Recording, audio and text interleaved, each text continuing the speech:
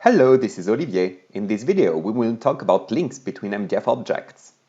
Using MDF object is a very flexible way of managing corporate data in an organization. So in this video, from configure object definition, we will first verify the position object definition. In particular, we will check the link with the business unit generic object. We will make a correction to the data for a business unit. We will create two new business units with different effective dates, and then we will check the impacts for an existing position. We are now in the application. Let's have a look at configure object definition from the action search.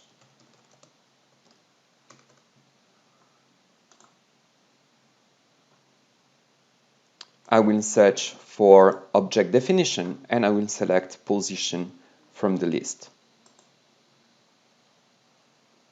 I will click Take Action, Make Correction, and in the list I can see many fields, including the one for business unit. So I can see that this field is connected to a generic object, and generic object is just another name for MDF object. That's exactly the same thing. If I click Details, I can see in Valid Value Source the ID for business unit object definition. So this is the link between two MDF objects within the valid value source.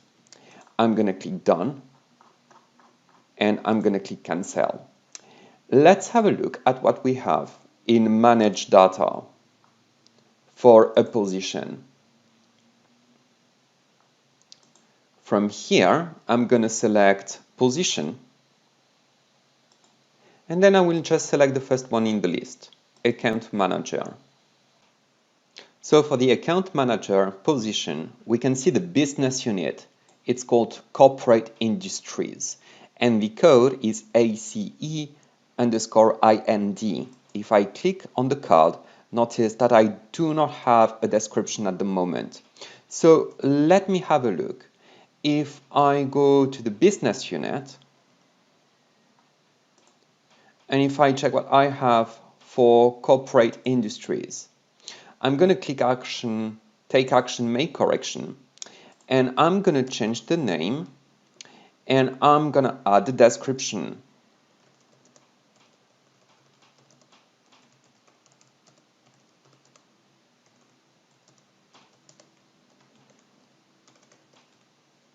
I'm going to click Save. So this is a correction with an effective date 1st of January 2012. I'm going to click Save, and I'm going to go back to my position.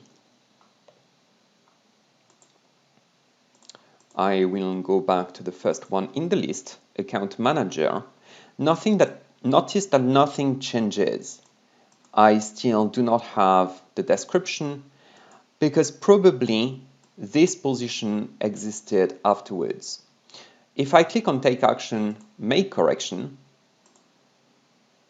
notice that nothing changes as well.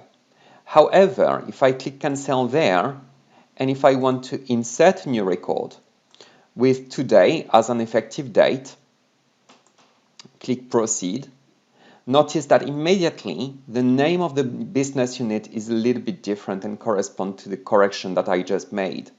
If I click the card, notice that I also see the description that I typed in the business unit. So let's create a couple of business units now. From this, I'm going to cancel this. I don't want to save the changes. Let's create two new business units. From this drop-down menu, I will select Business Unit. The first one, I will create it with a date in the past. So by default, this is today's date. I'm going to select the first date of the month, which is a date in the past. I'm going to call it ABC. And I will click Save. Now I will create another business unit. And this time, the effective date will be in the future. I'm going to select April 1st, 2021.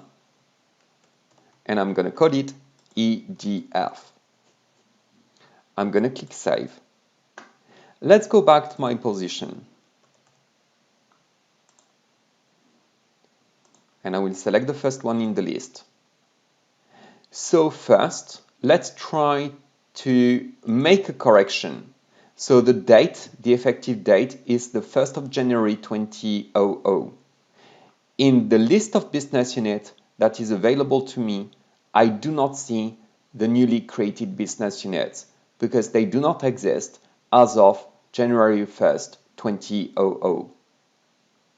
So I'm going to click Cancel. And if I insert a new record with an effective date today and click Proceed, in the list of business units, I see the one that I first created with an effective date in the past. So if I change the effective start date, and if I select the first day of next month, then notice that I also have the second business unit, EDF, that I created afterwards. So now you can see the link between two MDF objects. I hope that you enjoyed this video. Thank you for watching it.